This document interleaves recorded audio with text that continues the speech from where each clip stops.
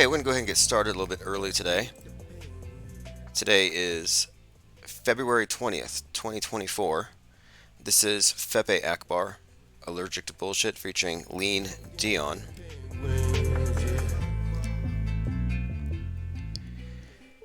Alright, and we are live on the main, now monetized YouTube channel, which is a pretty big deal. We have been demonetized for such a long time, it was becoming increasingly difficult to keep the lights on. But as of about this time last week, we have been turned back on, which means I'm going to be releasing a lot of pre-produced YouTube safe content related to what we're always talking about anyway, but I want to do a lot more of these topic oriented short videos, and you'll see more of those in the coming days. I plan to do pretty much a video a day in addition to our general live stream schedules. All right, let's see who is here in the chat. Cat Bunny Buffalo, Peace Circle, Dua Simpera, Rocco Calzone, Michael Cervantes, Cubstar. All right, we'll give a little bit of time for everyone to show up here. It usually takes a few moments. And I may reinstate text alerts here very soon as well. I reactivated a couple of old sock accounts, so you may see a few people rolling in here that you haven't seen in some time. A lot of them likely under the impression that we had somehow been shut down at some point and that we just got back, which is never the case. Okay, let's see. Musk is sending 1 million people to Mars. We talked about this last night. Lauren Witzke is on a no-fly list, and now she can't rent cars. Maybe we'll look at this. She's stuck in Denver, Colorado. The rental car company won't rent or anything, but I've read her tweets, and with her temperament, I probably wouldn't let her use my car either. Trump getting sued for, well, another judgment, 355 million. Same in the political drama, selling golden shoes. We covered that. Yesterday we were mainly talking about paradigm shifts and what's to come. What's the point of what we're doing here? Are we attempting to alienate people? Are we being too exclusive? Should we be holding hands of the people who haven't figured it out yet because they're in the process of waking up? Do we need to breadcrumb people? And I've been saying from the beginning here that what we're actually doing is we're really driving a wedge between alt media and the off-world stage. And there's a very important reason for doing so. And a lot of it has to do with quality control, because right now we're being targeted by what I would call an active measure. There's an active measure targeting metascript awareness and auto-hoaxing. We've been looking at the predictive programming, concurrent programming, for some time now. And I've been often pointing out that the truth or orthodoxy is that this is the bad guys dropping hints as to what they're going to do. But I'm not convinced at all that this is the case. Instead, it's far more likely that our prefabricated histories are acted out reality TV style on the world stage for the purposes of documenting their prefabricated history. We notice the scripting because, like all propagandists, all propaganda campaigns, it's about repetition. So the predicted programming, a lot of it is just repetition, boring those neural pathways in your mind so you accept the fake news as true when they present it. But we've been noticing patterns, we've been noticing themes. Some of it's very specific. And there is a predictive capability here, if you look at predictive programming appropriately.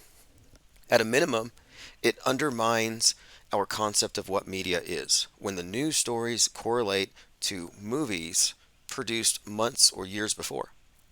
And it's all about the timing of the releases to the target audiences. I mean, this is all propaganda analysis. We're demystifying predictive programming. But I'm convinced now that those of us who are calling things out as fake, for example, are being drowned out by an active measure.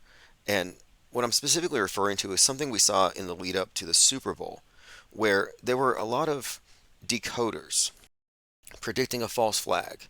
They would say Super Bowl 59 is this many days, this many weeks from this event, therefore.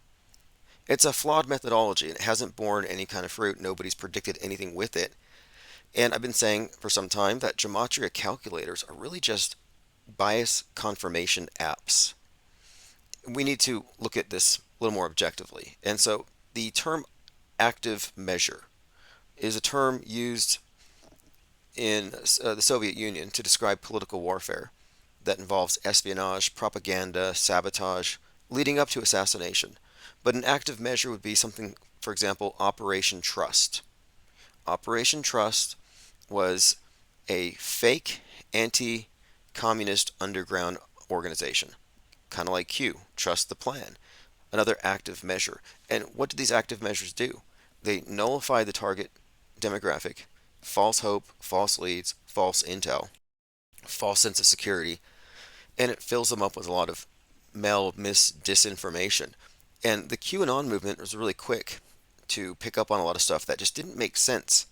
It was like, this is not politics anymore. Where suddenly they're looking at Trump tweets and they're saying he tweeted at 3:15. QAnon drop 3:15 has this word that aligns to this, and these words add to this number. So they were making all kinds of Kabbalistic calculations on the Trump's Twitter feed. It was insane, and it went on, it went deep. So what I'm suggesting here is we're looking at a disinformation campaign. That media decoding and false flag predictions are a big part of this. And I do not predict false flags. Again, false flags don't happen. The assumption of a false flag is the assumption that the event happens, that these are real things. And I'm saying, no, we are dealing with a simulation. This has always been the case. But why are there so many anonymous predictors of future atrocities? There's a ton of them, and they're all anonymous. Like if you had the inside scoop to some world-shattering event, why would you hide behind some obnoxious Twitter moniker? And not only this, but they're wrong all the time. Like I was with them back in the summer, and they're looking at this Trump head wound stuff. They're trying to co-opt Jurassic Liars' narrative, and they were all wrong. And the next day, I'm like, who's going to talk about this? Why were you wrong? What was flawed here? But gematria calculators are bias confirmation apps, and they can get you to prove anything, and they lead to endless failed predictions. But the result of all these false predictions has been a flood of useless information, but a flood of noise without any cohesive take. And the fact that all of these prophets think that these events are real is very problematic. And there are many of these internet prophets, and they're all saying the same thing. Trump's going to receive a head wound. He'll be crowned king of the world, possibly the Antichrist. Well, look, you can find plenty of predictive programming backing for some kind of Trump apotheosis where he becomes Biff Tannen. You can find all this. However, that's a far cry from saying that they're going to do something for real. Then they're going to play out some kind of role on a staged character. So what are we talking about? Are we talking about crisis actors or real people? Have we not seen behind the curtain enough to know how scripted everything is? And let's say it's not. Let's just pretend, let's make believe that Trump isn't a scripted reality TV show star. Let's just pretend he's organic and he's going against the system. Well, he's got to be dumb or insulated because he has not come across any information outside of the mainstream media box. And look, politics exists within the MSM box. Trutherism is a subset of the MSM. They're not outside of that box. That's why it's pointless to follow any of these political leaders as though they're going to take you anywhere but in circles. But what I'm getting at here is this. The QAnon cult uses gematria codes and timestamps on tweets to arrive at mystical revelation. And these decoders on X, for the most part, are Q adjacent in their methodology. We're not talking about skeptics or auto hoaxers. And, people can use gematria, that's fine. You can use Kabbalah, you can use numerology. I understand what we're looking at here. You're looking at various code, you're looking at symbolism, but there's a pretty big distinction between noticing patterns and making things match. There's something different about this. One of them is you can't point at something and say these two things are connected if you add their names and numbers as easily as you can say these are connected on the way they reported, by the terminology, by the symbolism. Like I like to go with what we can point at. But another thing too is I've been looking at a lot of these false flag predictors who are drowning out skeptics. And a lot of them have a lot of this QAnon type expose the satanic cabal. So they're doing it to expose the satanic cabal. Now, all of this leads to one thing: mystifying predictive programming. And I want to maintain that predictive programming exists, but it's merely a part of a standardized propaganda dissemination technique. They're using repetition, conditioning, and suggestibility to make scripted news events more believable. A false flag is a false explanation that mislabels fake events as real. Anybody who says false flag is not up to speed, they're not up to par. That's just a fact. They're using the wrong terminology and it matters. This is a standard truth or take. Events are real, but there was a second shooter or some other plot twist the media isn't telling us. They begin with the presumption that it's real. Anyone promoting false flag prophecies should be considered suspicious. Again, why would a prophet want to hide? Unless they're avoiding accountability for being wrong. And another point that I've mentioned before is that the patterns in media are often mystified as AI or synchronicity or God. They invoke a higher power to explain these seemingly impossible coincidences. But when you recognize that they write the news in advance, decades of planning in broad sweeps, but there's a great deal of planning that goes into this, you're not looking at coincidences. You're looking at what appears to be synchronistic occurrences, but it's all just storytelling, foreshadowing. And again, the truth is that our history is written in advance and it's being played out in front of our eyes on the world stage, like a reality TV production. So, my objective here is demystifying media, which is designed to mystify reality, to pull people into a lie augmented reality. And ironically, truthers are led down rabbit trails intended to waste their time and steer them into world stage approved wrong answers. World stage approved, controlled opposition. So, in summary, the gematria calculator types who lead with that are not strictly auto hoaxers, and in many ways are adding confusion and noise to predictive programming analysis. Now, what I'm doing here is I'm seeking truthful answers. I want to unravel lies. I want to deconstruct their artifice of mass deception, and what we have to do is maintain a distinction from Trutherville. Trutherville is run amok with mentanol addicts, hopium addicts, QAnon gematria calculators. It's lost objectivity. It's become an alternative filter. So just because you unplug from the mainstream doesn't mean you're closer to the truth. And one of the points of my screened reality graphic is simply that. That the people furthest removed from objective reality are the people ardently seeking the truth because they know they're being lied to. It's a brilliant trap. Some people are going to see through it because their intuition, their instincts. So let's make sure that we steer them deeper into the labyrinth and make sure that they're ridiculed, laughed at, outgrouped, and exiled.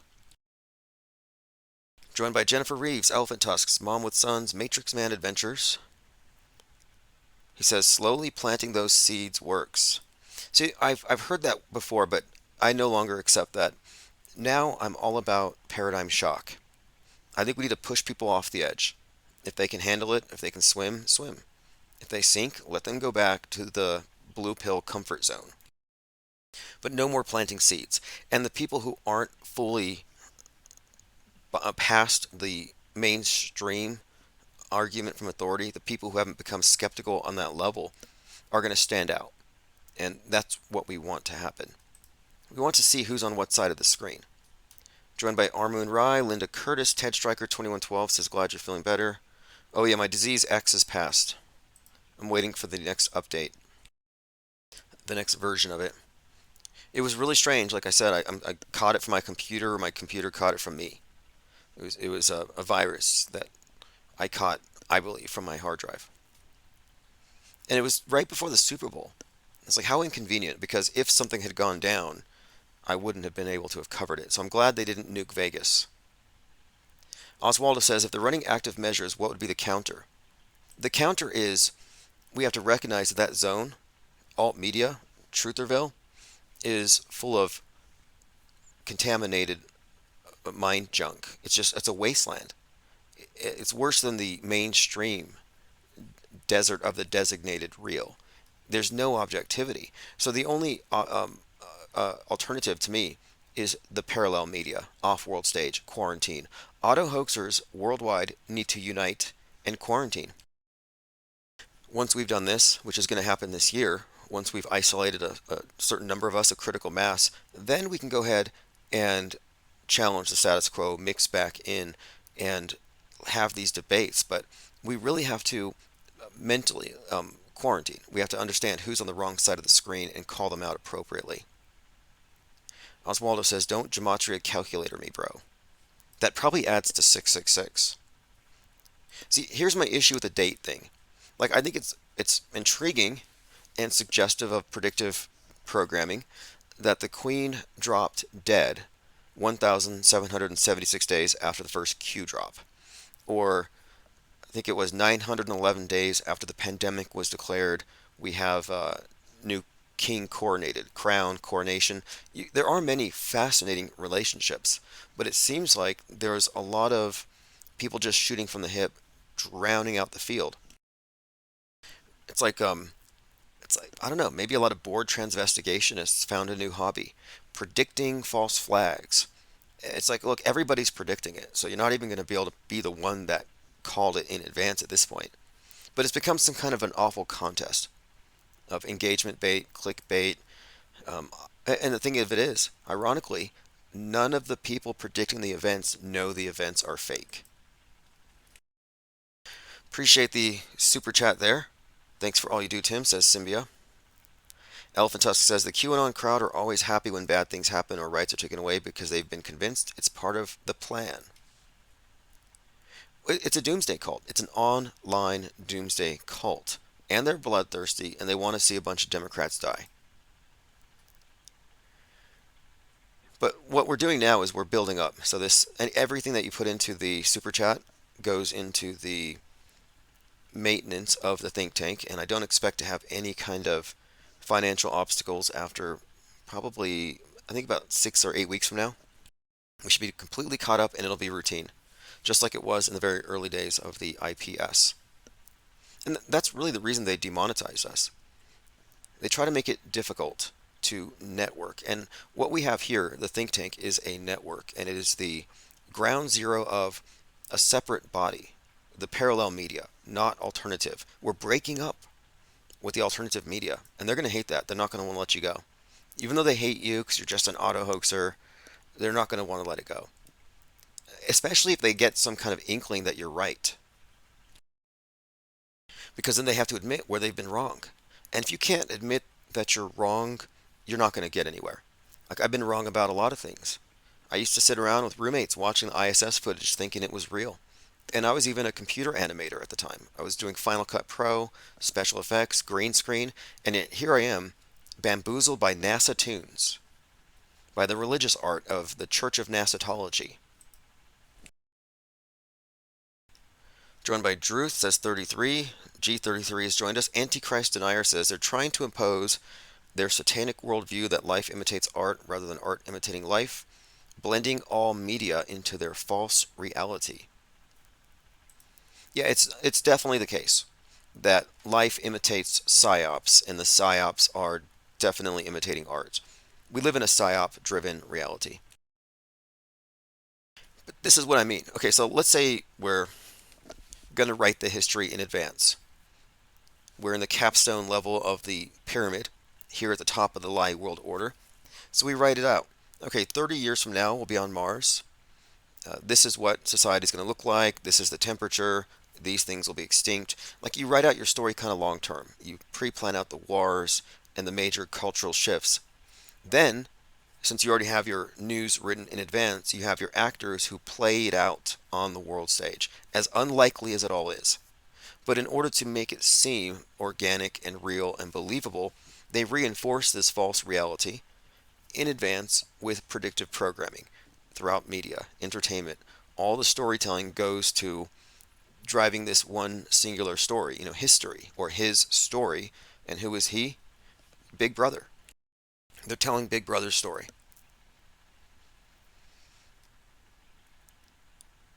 Antichrist Denier says they've convinced people to see that real life is like a movie, that public consciousness has been conditioned to accept the false reality as true. Well, they've merged the two. And you'll notice whenever there's a major psyop, they bring out celebrities, celebrity actors, celebrity sports figures. They bring out movie stars to help make it real. They have merged the two. And I think this is one of the secret meanings behind 9/11, the two into one, the alchemy of Stanley Kubrick's work with 2001 Space Odyssey, again 2001. It was all a reference, I think, to the merging of the two worlds, the movie world and the real one. Man merging with the monolith. All of us having our realities filtered through our handheld monoliths, our iPhones, our little black mirrors. And what we have done is we have accepted the screen as an argument from authority. It's like a Bible. Many atheists are like, oh, I don't believe in God, I don't believe in Bibles or devils or flood myths. That's silly. But they believe in global warming. They accept an argument from authority, and they have accepted essentially what I would consider to be a religious paradigm. It's just dressed up as science. I think all we're waiting for now is for Gaia to make some kind of a personal manifestation, perhaps as AI. Dewis in Paris says IPS is the equivalent of someone in a movie theater reminding viewers it's only a movie. Yeah, spoiler alert. We're offering spoiler alerts for the world stage. And it is very much like Mystery Science Theater. If you look at the premise of that show, people are kidnapped and held hostage by hostile aliens, forced to watch bad science fiction until they go crazy. Does that not describe the modern world? Bad science fiction till we go crazy? It's what NASA is, bad science fiction, to take you out of reality, which is making you crazy. But you look at these big events, like the moon landing. These big events, what they do is they synchronize mankind's attention, and they get man to believe the same thing. These are psychological operations, perception management operations, but every time they pull off a worldwide phenomenon like a moon landing or some kind of big event, it synchronizes everybody with the movie. We're all on the same stage. We're living in an alternate reality game. Cygirl says, if cops plant evidence that's not a frame-up, if they stage a psyop and blame it on MAGA, it's not a false flag. Because we don't say false flag, no one to blame. Yeah, I get rid of the word false flag or the term, because false flag implies that people actually died, and it exonerates media. We have to look at the media. It might even help to look at the mediation process as an active psychological warfare against mankind waged by the power elite.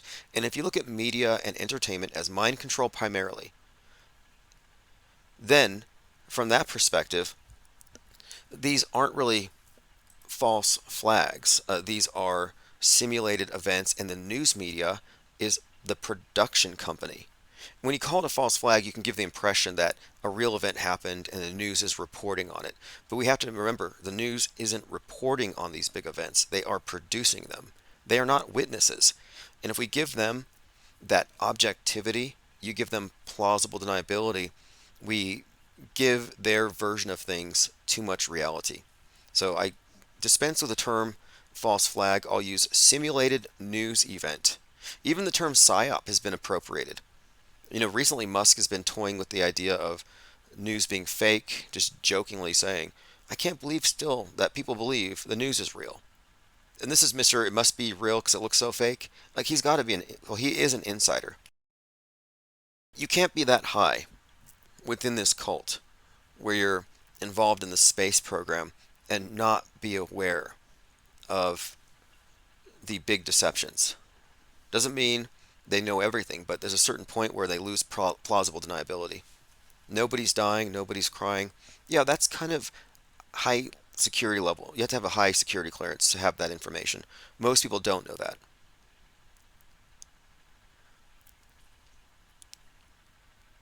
Okay, let's see what else. Cygirl says, by not saying false flag, we confirm nobody's to blame. No, here's the thing. False flag is a scapegoat red herring, and it distracts from the fact that nothing happened. Who are you going to blame for nothing for something that didn't actually happen? This is what I get into these conversations with certain people who are like, well, we think Israel did 9/11. And I'm like, well, 9/11 was a movie production, and the entire every government controlled media company, they all participated in it. This was a global phenomenon, but it was a movie. So why do you need a scapegoat if you're not scapegoating the media itself? If you're still like, oh, we got to get these bad guys or find these bad guys or arrest that traitor, you're not looking at the apparatus of mass mind control itself, which is bigger than any of these bit players. You're missing the stage for the actors. You're missing the forest for the trees. So from this perspective, from knowing how fake it is, it makes no sense to go after these little red herrings. And what has Alex Jones done, for example? Bill Hicks. He's been running laps around a big fat tree called Sandy Blank. I don't even want to say it on this channel. And people think he's fighting the truth. No, he's not. He's obfuscating the fact that there's a forest of fakery, but they get you looking at one tree because you're chasing one guy with one smelly red herring, circles and circles and circles. It's like at some point, we have to recognize that these influencers are there to conceal the enormity of the fakeability powers of the elite, which is their main power. They faked nukes. I mean, it doesn't get much bigger than this. They convinced the world that they can push a button and blow stuff up. They've convinced the world that they have godlike powers. They've reorganized geopolitics on this premise. And what I'm saying here is that these are, very powerful psychological operations, perception management operations, but it's also trauma-induced mind control. And I think primarily we're dealing with mind control. This is why I don't think it's useful to even consider organizing red pillars. It's like, why would you try to organize patients in a mental asylum who don't know real from fake, who are triggered by the images on the screen because they don't know the difference between agitprop and reality? I'm specifically saying that auto hoaxers are the only true media skeptics. There is no skepticism within the mainstream or alt media of their own stories. They don't begin at a place of skepticism. They begin as auto believers. Auto hoaxers are skeptics and need to quarantine and step back from the screen. And those who are on the wrong side of the screen, enjoy the nightmare. Enjoy fighting a losing game, because the only winning move is truly not to play.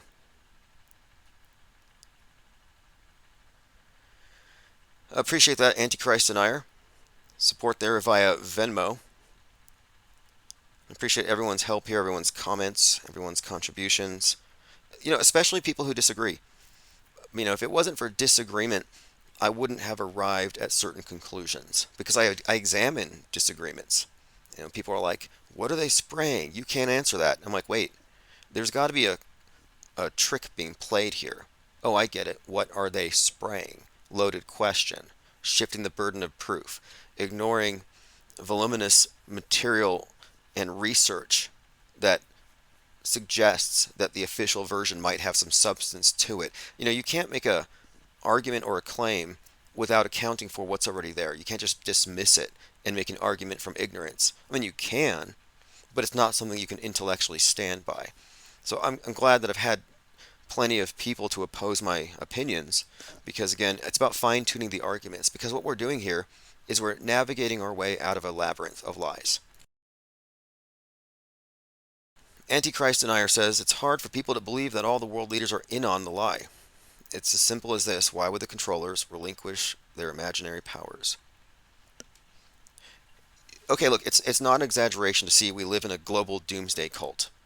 We live in the end times. The first time someone told me they believed we were in the end times, I thought, sad, naive, backwards, archaic. These are the words that came to mind when this guy said, I believe we're in the end times.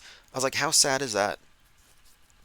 Not only that, but just how, I don't know, I guess arrogant. You were born at the right time, that it's all going to end just for you. But at first I thought this is just a byproduct of an old operating system, a religious paradigm. But then the most up-to-date scientific minds of the day believe we're in the end times, that the world's going to end in 9 years if we don't get rid of our carbon emissions or whatever it is. Got to give Al Gore more money.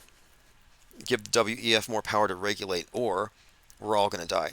So the end times thing is built into our modern paradigm with plausible scientific ways it could happen. Rocks from the sky, atmosphere igniting because of nukes. They have all these various scenarios. So we live in the end times already. That's given them tremendous power.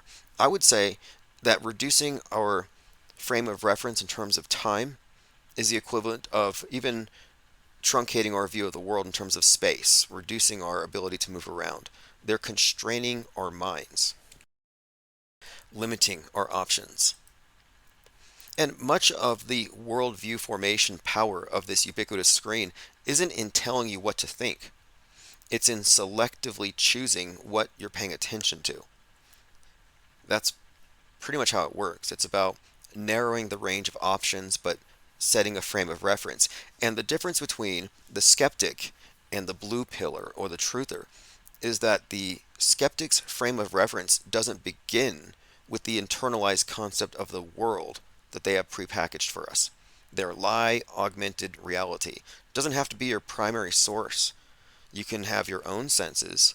You can live in the meatverse and recognize that the metaverse is an augmentation. It's a filter, not a window to the world.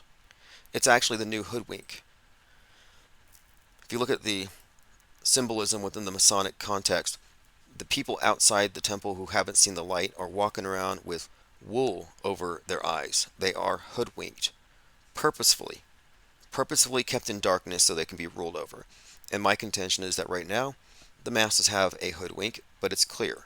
It's your digital veil, as I think Salty Siren called it, which is a great way of describing it. It's like a filter. Okay, let's see here. Antichrist says, if they have convinced everyone they have the capability of destroying the world with the push of a button, they have complete control over the subjects. Obedience through fear every single time. Yeah, and I'm like, when are they going to do it? When are they going to remind us? When are we going to get another example of how powerful they are? It's like some truthers actually get kind of let down. They're like, oh, we were really hoping that the Super Bowl would have been nuked. We were really hoping this would happen. And I kind of understand where they're coming from with this. Like, you want some kind of conclusion. But I've kind of arrived at this, and this is from Saul Alinsky's Rules for Radicals, number 9. The threat is usually more terrifying than the thing itself. Imagination and ego can dream up consequences more than any activist. Perception is reality. Large organizations always prepare a worst-case scenario, something that could be furthest from the activist minds, and the upshot is the group will expend time and energy in creating the direst conclusions. Anyway, his point of it is, the threat of the thing is more terrifying than the thing. You know, you look at these videos, they scare you when you're a kid. They kind of hold that over your head. DNS561 says the existence of Appleman charts and their use doesn't disprove a phenomenon other than simple condensation trails.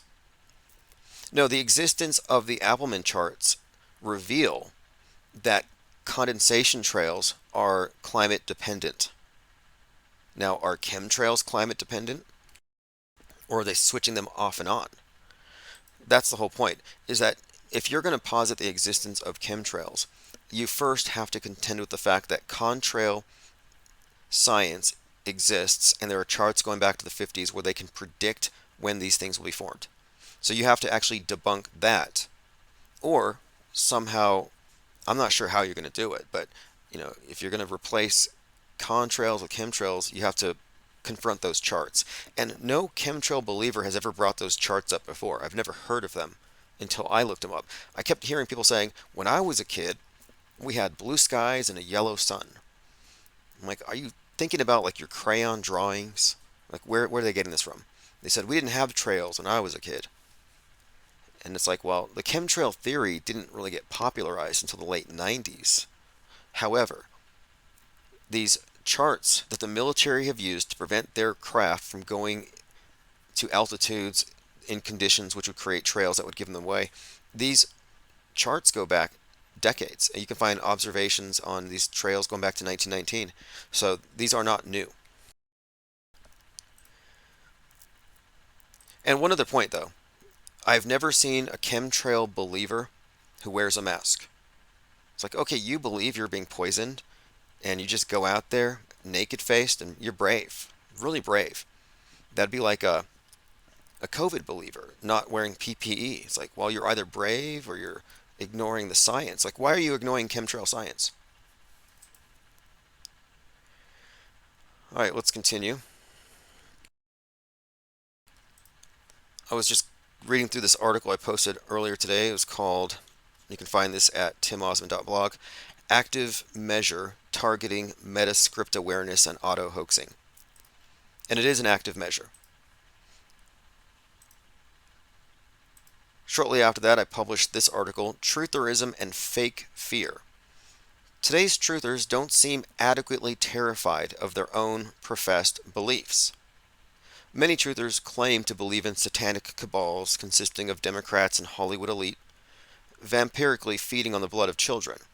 Yet, they seem comfortable sitting back and allowing the problem to work itself out. Perhaps another Trump term will fix it. But they seem awfully chill about such a horrendous belief. If I believed this stuff, I would be in church. I'd be praying, like the rosary. I'd be very religious if I thought that we had a bunch of satanic vampires eating children all over the place. But truthers who know this stuff, or they believe they know it, they're not really doing anything, which is weird to me. It's like they were all save the children in 2016. Well, those children are now going to be voting Democrat because you didn't save them. But then you have the chemtrail truthers, and they say the skies are poison and toxic. We're facing certain extinction because of geoengineering. This is the end of life as we know it. No more blue skies. But they don't wear masks, and they vape. Show me a chemtrail truther, and I'll show you a vapor. Then you have others who fear 5G towers. They say 5G towers are human bug zappers. They will kill you, but they don't wear aluminum hats. So wait a minute here. You believe that that tower is killing you right now, and you're not wearing any kind of protective gear?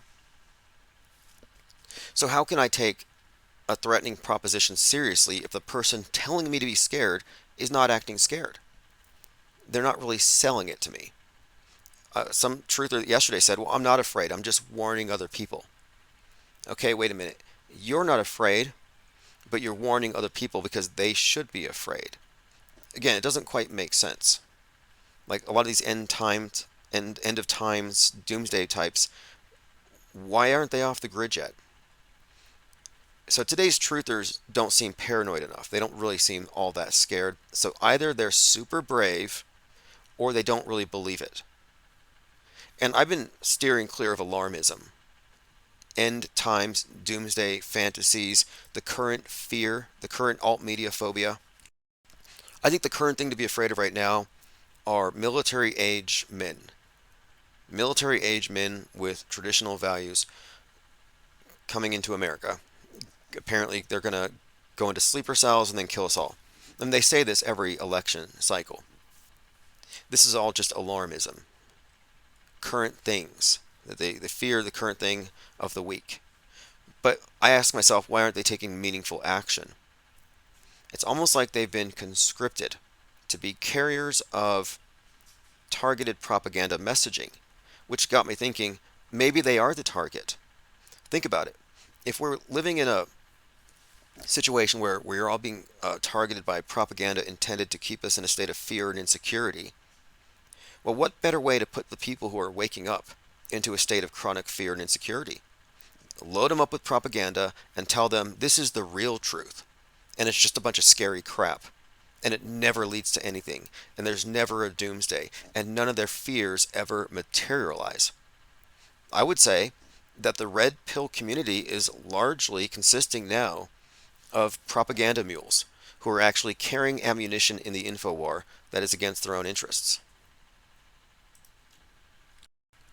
And I mention this again because fear is the main weapon of this worldwide media mind control apparatus. That's undeniable. So why carry ammunition in a rigged info war?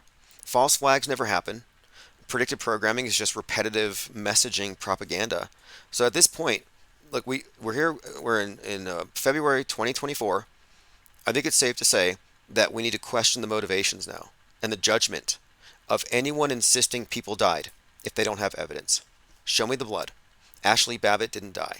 If that fact doesn't compute, then your reality is framed by establishment media driven narratives. If you can't compute the fact in your bigger assessment, your wider assessment, if you can't compute that Ashley Babbitt didn't die and Trump is in on it, yeah, your head's in the screen. You're in the media matrix. And what we're offering here with skepticism is let's replace the agitated, cognitively dissonant inner war with something less reactive, a skeptical take at what we're really looking at. And why should I react when they say? They say jump? Like how high? No, I don't think so. They say jump, they say cry, they say donate, they say react. I'm like, I need more facts. I'm going to suspend judgment, and I'm not going to be shamed, goaded, or coerced into taking sides because I don't have enough information, and you don't either, by design. The way they roll out these news stories, and it's becoming increasingly clear now, they don't want you to be the most informed person first. Like that last shooting at the Joel Osteen church, he wasn't there, sadly, but we had this fake shooting at his church, and a number of false narratives were spread about the shooter, and these were allowed to percolate to make everybody on the right look like they jumped the gun, like they chose a suspect that fit their biases, and then later you find out, hey, look, they were wrong. Well, they were led to the wrong answers, and this is a standard procedure. This is why I say it's better to suspend judgment. Let's not rush to come up with the full story as though we're competing with the media and regurgitating and offering a spin. No, rather, we're suspending judgment and assessing the facts. You're not supposed to suspend judgment. You're supposed to believe, believe, believe as fast as they can pass it on to you. Thank you very much, Cynthia. We at IPS appreciate your support. Keep shining, IPS. Oh yeah, our tank is actually shining right now. And we know exactly what we're doing. We have a plan here. We have a 30-year plan mapped out. And the plan is simply to revolt intellectually against lies that insult our intelligence. I refuse to believe BS. Like, look, you can show it to me. I'll look at it. I'll consider it. But I'm not going to download it into my mind. I have critical thinking. It doesn't work like that for me. I don't have mates. I've been inoculated against this mind war stuff, excuse me. Malware for the mind. Mango Penguin says, take a break from the distractions and take time to appreciate some poetry. I live by these words I share. They're brazenly honest and will give you pause to think transcendentally. Well, I'll say this. I totally appreciate the fine artistry of the world stage theater. I enjoy this work. I recognize what we're looking at. And I watch Netflix. I watch these movies. I just recognize, though, that entertainment is a subset of mind control. And I watch it with full awareness that they co-opt the best in aesthetics. And I've been really intrigued by this ISS thing. In fact, I might just go tomorrow and raise some questions at the city council meeting about the space station. I've done it before, and that video resurfaced recently and got like 1 million hits in the last few months. And I'm like, maybe I need to go back and bring some stuff up again about this thing, because there's a few weak spots in this world stage worth pointing out. And one of them happens to be the space station. And I just watched the movie about the space station. And you have to compare the special effects in the movie to what NASA shows you. It's revealing.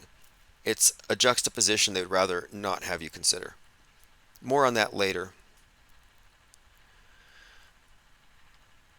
Going through your comments. All right, let's catch up on notes here. So my point with this, though, is Trutherville is corrupt. Media is corrupt. Alt media is corrupt. Trutherville is not pure. And not only is it not pure, but it's targeted by an active measure to completely liquefy anyone's concept of reality, where anything goes. This is worse than Mandela effect reality fluidity. This is JFK Jr. came back as Vivek Ramaswamy to be Trump's vice president. Like, that's where they're getting. It's pretty bad. Now let me play a clip here, because I want to show you, just as an example, where we differ from those who are promoting InfoWar. Because look, I'm not an info warrior. I don't believe that the InfoWar is worth fighting. I think it's a losing game. I'm taking an anti-war perspective. But this is typical rhetoric of someone who believes that it's all real, or at least he pretends to. And the level of agitation is what I'm pointing out here. It's entertaining, yes, I get that. But, like, is this rational? I guess is what I'm asking. This is Alex Jones talking about how he smells blood in the water, and he's like a shark. I smell globalist blood in the water. I'm like a big old 20-foot long great white shark, and I smell a lot of blood, of the political lifeblood running out of you.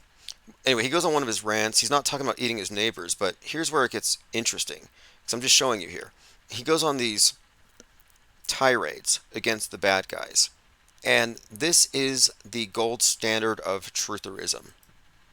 And when we're done with you, you'll wish you'd never been born, you trash. You murderers. You've killed 20 million innocent people. You've shot up millions of children that are flopping around like dead fish dying. You are absolutely disgusting filth. But you see the power you had and the levers. We could depopulate. We could control. We could corrupt the medical system by getting them on board with it. Anyway, on and on, depopulation, same stuff for years, and I'm saying this is all hype. A lot of it's Bubba effect, run for the hills, and I think it's fear porn. That's pretty much the bottom line, and that is the point. The point of it is they want the people who are seeing through the illusions to be plunged into a deeper state of fear. They want to make the boundaries of the Matrix unattractive. I'm going to wander and see what's going on over here in Trutherville. Oh, no thanks, I'm going back to sleep. They make it unattractive, unappealing. Why would you want to know this stuff? Why would you want to go crazy with all this information? A wokeism is just as crazy. You know, the red pill is the right version of wokeism. The wokes are just as crazy. The wokers. They're all insane. But they're insane because they've been fed a steady diet of agitprop designed to make them adopt the extremes of the political horseshoe, so they stay engaged. So the people who should be freeing themselves of the info war, of the mind war itself, are actually becoming increasingly engaged and distorted as they take sides. And let's see here. Going through your comments. Cynthia says, what are they pumping into Jones lately? He looks extra cooked. Well, there's nothing new about it. I mean, this has been his spiel for a long time. He used to cry about the New World Order, a lot of emotional appeals, and I'm just at a point where I don't see the value in it. I don't see the value in getting agitated. I don't think I lose the moral high ground because I'm not trying to create a militia to go chop the heads off of feds. Like, I'm an inactivist. I'm a peacenik. I'm anti-war. If being anti-war makes me a bad person and being a truther makes me a good person, then I'm like, well, what's so good about being inundated with all kinds of baseless phobias? I think I'll just take a chill pill here. You can keep your menthol-laced red pills.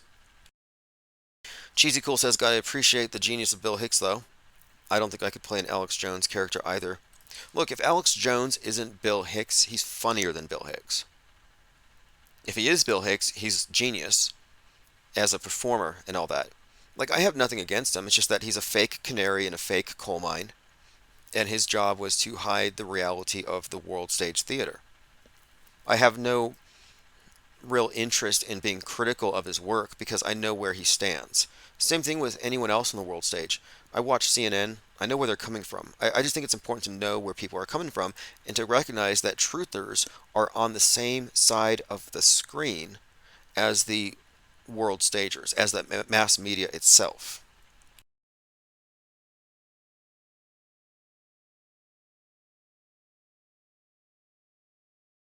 Cygirl says, just because the police forced those shops and restaurants to close and ruin their businesses doesn't mean it was just a laughable hoax.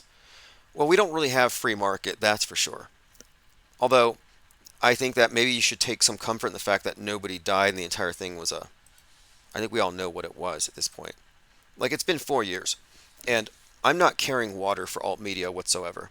The anti and the pro are part of the same system. That's been pretty clear to me. But what I think we need to emphasize here is the fakery. I think too often truthers want to de-emphasize the fakery. They think, oh, this is just a tactic. It's all real, or it's about to get real, and it's about to get kinetic. Let's arm up. Let's get ready to fight. It's like, no, that's not how this works. The fact that they have you bracing for an attack means you've been conquered. It means Big Brother has raised his fist, and you spend your entire life in a defensive posture. And I'm not in a defensive posture. I don't feel personally threatened whatsoever. I'm not afraid of nukes. Drop one here in Albuquerque. Drop a nuke here. What do I care? It's all going to be a sim anyway. And the way they would do it is they would probably have some strategic demolitions in an area already cleared out, crisis actors, AVR, and then everybody has to lock down for a few weeks.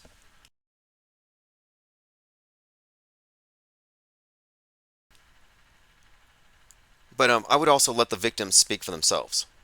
Because you have to remember, we like, oh, look, all these poor oppressed businesses had to shut down. You do realize that many of those businesses are owned by liberals and Democrats. You do realize that more than half the population not only acquiesces, but agrees with what you might feel to be tyrannical. The right wing is like, oh, they're taking our rights. And the left is like, take our rights. One side is 100% porous, open to everything, inviting everything in love with Big Brother, and the other side is closed off. But the fact that it's bifurcated tells you something. There will be no unanimous agreement. You will not change the system from within. You will lose the info war every single time. You want to pick up info and throw it at the other side, they throw some back. It's ceaseless. You're never going to win. You can't win because you're in a mental asylum. You really are. The world stage is a mental asylum. And that's putting it nicely. Harmon Walker says, Infinite Plane Society, he's not even controlled info, he's 100% a liar. Just think no one with feelings would refer to the fish as, oh, the children as fish flopping. Oh, yeah, well, it's hyperbole in comedy. Now, is he a liar? He's a confabulator. Sure, sure. Jones or Hicks, doesn't matter. Yeah, absolutely. I just don't think that we need to put them in separate categories than their mainstream counterparts. Like, alt media is fake. Alt media is a subset of mainstream media, and that tells you everything you need to know.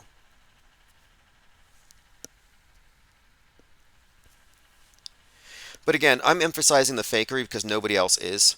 People want to minimize it. They want to hide it because it's the dirt. It's the secret. The big secret is fakery.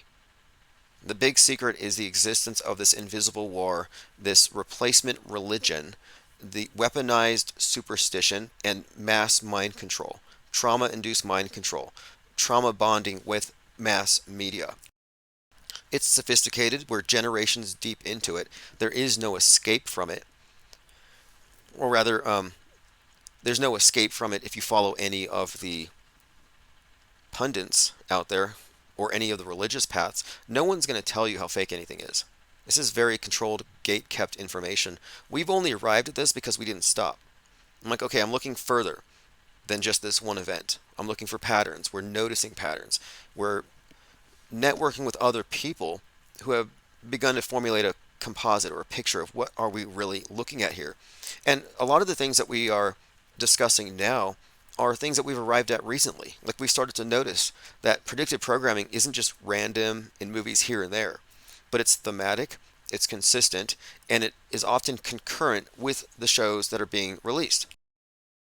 Uvalde, for example, Uvalde school shooting. Well, you had a show called FBI season finale that they canceled. Why did they cancel it? Because the storyline matched, like 100%, it matched the shooting. In the story, for the season finale of FBI, there's going to be a shooting, and this guy thinks he can prevent it, but he doesn't have a warrant. So he says, screw the warrant, I'm going to go rogue, and I'm going to save the children. And he does. In Uvalde, the children are being gunned down until some off-duty Border Patrol guy grabbed a shotgun and took control of the situation. And this show was scheduled to come out that day. And we have numerous examples. So there's no reason to pretend like the news media is reporting on real events. They're reporting on a reality TV show called History in the making. That's what they're doing. They're creating our history real time, like a reality TV show. They have a very, very heavy-handed control over the script as it's rolled out. It's not just the big psyops that distract people, it's the everyday stuff. It's the world view formation in progress.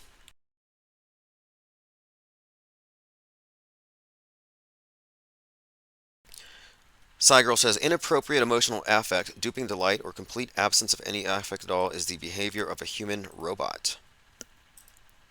Yeah, it's definitely psychopathic or sociopathic, I guess you would say.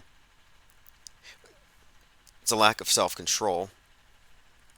You'd also have to be a control freak and some kind of an elitist to happily take part in this stuff, to be a willing participant. And I think it is an elitist thing. I said this in 2020. I'm like, you know what? I think that crisis acting is the new Hollywood. That getting movies is nothing these days. But to have a role on the world stage, that's where it's at. Like Travis Scott, Astro World, where he auto-tuned like 9 people to death. Yeah, that was fake. Benjamin Crump was there. People were saying, I can't breathe, I can't breathe. Anytime someone says, I can't breathe, you say it 3 times, Benjamin Crump will show up like Beetlejuice. Did somebody say they can't breathe? There's like 4 different events I can count where that was the catchphrase. Even that fire at the Twin Parks building in the Bronx. Anyway, that Travis Scott thing was a psyop. It was fake and staged, and we discussed that ad nauseum. But my point of it is, I think that's kind of an elitist thing, an elitist privilege, to be part of the manipulation of the mass mind, to be in on it. And I do think they have a great deal of duper's delight.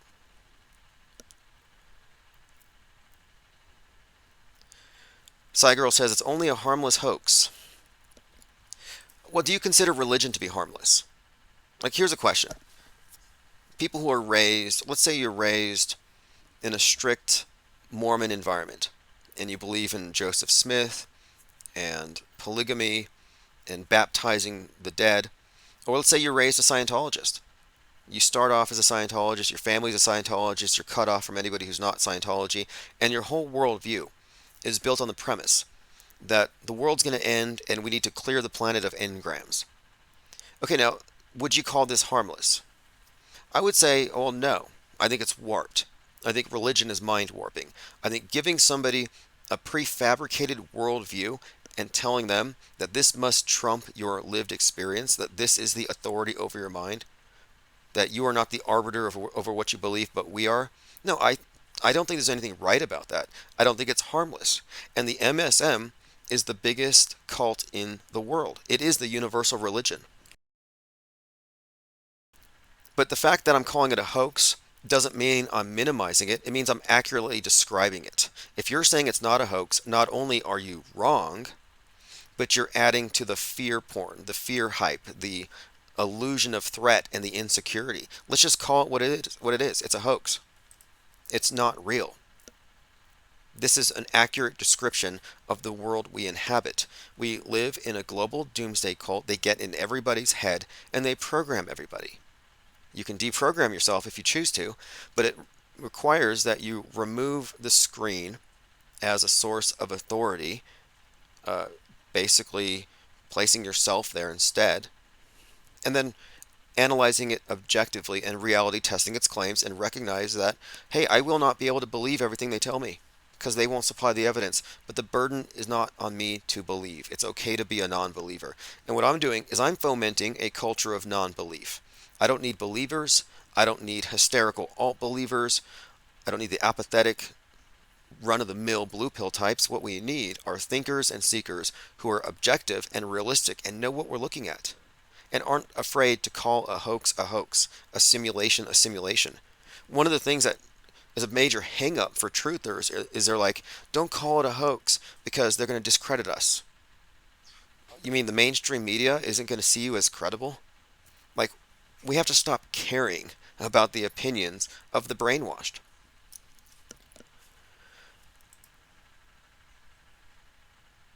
All right, let's see what else we have here. Cygirl says people who never paid attention to media propaganda were forced to shut down their businesses for a hoax. Well, okay, again, half may have been, quote, forced, but how many of them were forced? You realize that they believed it. They were coerced into it. And the other half agreed with it and probably wanted to continue with it. But the fact of it is, it's a hoax. The fact that it's a hoax is good news and it's bad news. It means that the level of control is deeper than anyone would have suspected and that we are a conquered species. That it's not that it's one nation or one political party or a few bad actors. No, that within the human race, there's a group of traitors. There's a power elite who have managed to accrue power through knowledge disparities and plunging the masses into relative darkness. And they rule over us. That's just a fact. That's how this thing works. And the information that we have is privileged information that we weren't supposed to have. And it's very different from what conspiracy theorists believe. But also, I want to point out that if you're a good capitalist, just because they make you close your store doesn't mean you would shut down. It means you would evolve. And they didn't let that happen. For example, I saw one individual on Amazon who realized an opportunity. So he drove around to all the dollar stores and he cleared out the hand sanitizer, filled up his garage. What does that mean? It means that he can deliver a much needed product anywhere in the world pretty much overnight. And they pulled his account. They said that was wrong for him to take advantage of the event. It's like, well, capitalism happens to be a very effective way. The free market is a way to distribute goods and services. But no, they wanted it to be government centric. So what we really did see was government flexing over any kind of free market activity. But to be an entrepreneur, to be a capitalist in this world it's not ideal. But I remember immediately I started selling plague masks to be ironic. And I did make a little bit of money off of it. I sold bumper stickers like COVID 1984. So what I think typifies what I think of as capitalism and entrepreneurialism is adaptability. I mean, I'm running a YouTube channel as a business, and immediately they begin shutting it down. And so it wasn't just the mom and pop shops being shut down. It was online entrepreneurs who were involved in discourse. But I'm not trying to minimize the fact that there are victims in the mind war. But what I'm saying is that this is a ubiquitous world religion. And not describing it accurately is a good way to stay within it. To think that you can beat the other side or something like that. Let's see, let's continue here. Go through my notes. If you want to follow me on Twitter, it's IPS Insider. We've been talking about trutherism and fake fear. Now this is really weird. I had never seen this before. In 2012, Lady Gaga was dressed up like the Wicked Witch of the West, and she interviewed Julian Assange. The Lady Gaga scene is footage that we licensed from WikiLeaks, so I wasn't in the room, and so you'll see it's a locked-off shot. But I'm actually glad that there is no coverage because it makes it more surreal in the way that it stands out. It's just incredibly revealing. Who is after you, Mr. Assange? Formally, there are more than 12 United States intelligence organizations, investigative organizations that are... What are they? Those include, most importantly... So if you're just listening, it's just this bizarre scene of Julian Assange being interviewed by Lady Gaga, who happens to be dressed up in a witch Halloween costume. No explanation, no further context. Just one of those things. A new trailer for Alex Garland's Civil War just dropped. This movie's going to be out on April the 12th. There's been a lot of discussion about this movie. Citizens of America. People of the Florida Alliance And the Western Force. People have looked at this as predictive programming, which it likely is. So if there's going to be a Civil War-like scenario, it's going to kick off in late April. It's always after the movie. I remember when I saw Oppenheimer being scheduled for a summer release, it's like, well, at least we know there's not going to be a nuke dropped until after the summer. The predictive programming has to precede. Here's Klaus Schwab's daughter Natalie saying, "Permanent climate lockdowns are coming, whether you like it or not." Clearly, the system, I mean, you mentioned it earlier, that we had before is not sustainable. So I see it as a tremendous opportunity to really to have this great reset and to use this huge flows, of money, to use the increased levers that policymakers have today in a way that was not possible before, to create a change that is not incremental, but that we can look back and we can say this is the moment where we really started to position, nature at the core of the economy. So the permanent lockdown thing, the ubiquitous home lockdown is part of the future. I think that's part of the Mars program. In fact, right now there's talk about Musk bringing 1 million people to Mars, and NASA is inviting people for simulations. And a Mars base it's basically like going out to Siberia, just some distant outpost, gulag, little prison, minimalistic, isolated. And if you look at what transpired in 2020, it was getting us acclimated to isolation, to lockdown. And I think that's the future. That's the ideal anyway as they dream it up. And if you look at the space program, no matter where you go, Mars, the moon, the space station, a simulation, Mars base, you're talking about isolation and lockdown as a way of life. No free market, no cars, no wardrobes, no iPhones. A very ascetic lifestyle. And this is being promoted as an ideal. And I think it's fascinating because space communism is where the future leads. And the capitalists who don't believe in environmentalism believe in the space program because they think it's a result of the success of capitalism. And they follow the space program. They think this is the future. This is progress. But the space program leads to the exact utopian ideal that the environmentalists have been trying to achieve. This sustainability thing. Okay, how many of you have heard this? There's Q and there's Anons, but there is no QAnon. This guy. I've heard this for some time. I've heard many people say to me, there's Q and there's QAnon, but there is no QAnon. And it's like a mantra. Well, this individual here, Alex Kaplan, has done some research on this, and he claims that this is a strategy. And what's fascinating here is there's a list of people here, you're going to hear, a lot of people all saying the same thing. A lot of celebrity truthers saying there is no QAnon. There is Q, and there is Anon. I'm Alex, the demon researcher. For the past few years, I've been covering the sprawling QAnon conspiracy theory, claiming that Trump is involved in a secret plot to take down satanic pedophiles in the deep state. And I've gotten my fair share of blowback from the QAnon community for scrutinizing its influence in our political system. Alex, Pee Wee Herman, Soy Boy, Kaplan. Alex Kaplan, you are a worthless... Okay, now a lot of these guys are mad at this Alex Kaplan, but here's the thing.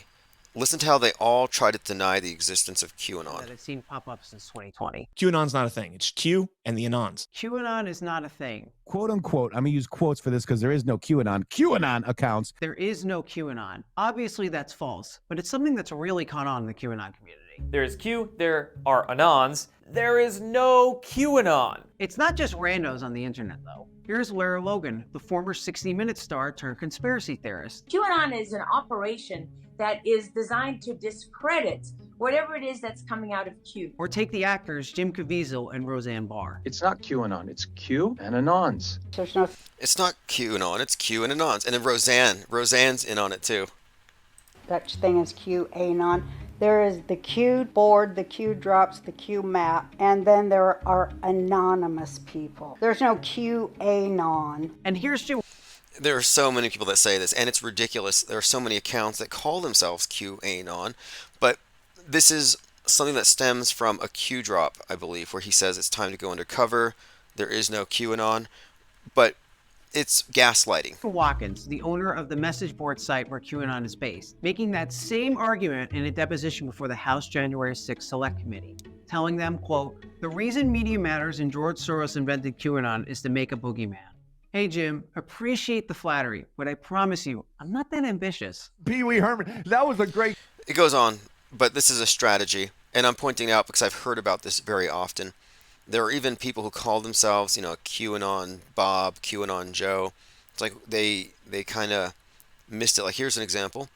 This is an individual who goes by the name. This goes on for 10 minutes. I don't want to play too much more of it, but there are so many people who repeat this mantra. Really about John Sable, known online as QAnon John. Given his online nickname, the QAnon community's undercover strategy put him in an awkward position. So he actually told his followers the truth, writing that, quote, the mainstream media started using QAnon to write damaging hit pieces. Anyway, that's enough of that. QAnon needs QAnon Anonymous. They're not going to break out of it. It's a Ponzi scheme combined with a doomsday cult, and it's a smear campaign against all conspiracy theorists. It's an active measure, and there are many of those. Like, I'm starting to not trust people who carry more than one gematria calculator in their pocket, because they use these calculators to imply a sort of order or a pattern that may not actually be there. I mean, a pattern should be self-evident. There's a point where the more calculators you use, the more likely you're not going to be able to miss. We need slightly higher standards of evidence than that. All right, let's continue. Neo-Nazis in Nashville going after reporters. Neo-Nazi groups targeting reporters who investigated them. Men wearing skull masks, carrying flares, and making Sig Heil gestures showed up outside the home of a Raw Story news reporter. So they're making home visits there. I haven't caught up very much on the Taylor Swift news. I had Taylor Swift fatigue, but the shooting following the event, we've talked about that and how it had a lot of strange correlations with all these references to Lee Harvey Oswald. And then we have this assassination, presumably by Putin, of a 47-year-old. And then we have that story of Alex Soros's magazine with some kind of implied death threat aimed at Trump with $47 on the meme. So we've been noticing these patterns as usual, but there's a difference between picking up these patterns and forcing things to fit a mold and then trying to draw a hard conclusion, which is what I'm trying to separate from. Sylvia says, what a bunch of dorks. Yeah, I actually had people on the phone say that. Look, he says, you sound like an idiot. There are Qs and Anons, and there is no QAnon. I'm like, I'm sorry, but you're a QAnon. And you're not even anonymous. You're not anonymous. You have a moniker that's easily identifiable. You're all using the same. You're all traced. There's too many big egos for any of them to be anonymous anyway. And the biggest grifters are those who try to imply a personal connection with Q. Like they know something. Like this guy, for example. This is the purveyor of George Online, George Magazine, JFK Jr.'s magazine. He never says JFK Jr. is working for me, but he implies it again and again. And here he is recycling some vintage 2016 Q conjecture, saying that Baron Trump is a time traveler. I mean, this is recycled Q lore. How about this for first-rate clickbait? Come on, you love this. You got to stick around for this one. But first, let's talk a little bit serious, because a lot of people on the left are saying, oh, Donald Trump, he's done. He owes $400 million. Anyway, he's always kissing Donald Trump's rump here, but he gets into the time machine. And I want to point out, too, he released a magazine called George Jr., which is a QAnon magazine for children. I mean, these are the people who are against groomers. And he's even interviewed well-known groomers. There's a QAnon guy, Phil Godlewski, who's a convicted offender. There's recently in this magazine. If JFK Jr.'s dead, he's rolling in his grave. $35 million. He has that, no problem. He has the other money, no problem, too. But everyone on that just needs to chill. But let's talk spooky dooky eerie stuff, because I know you know about this book. It's called the Baron Trump Collection. By the way, it's a real book there, and I know it's backwards, but that's why I got to show you this way. This is interesting because a lot of the things talking about this related to yesterday when Donald Trump gave a speech, because in this book, and by the way, So he's managed to connect a Donald Trump speech from like last week to this book that was written in like 1896. And he talks about Donald Trump's uncle knowing Tesla, and he says Tesla time travel machine. So I didn't know Tesla made a time travel machine, but apparently this being the QAnon group, they believe that Barron Trump might actually be their savior. Speech to defend the accused men of Google Land. Google Land? Sounds like the internet. And I get it, Google spelt with one O, but he talks to the transparent folks. Quite frankly, sounds like you guys. People that are honest and want to know the truth. But how does Barron Trump defend the accused?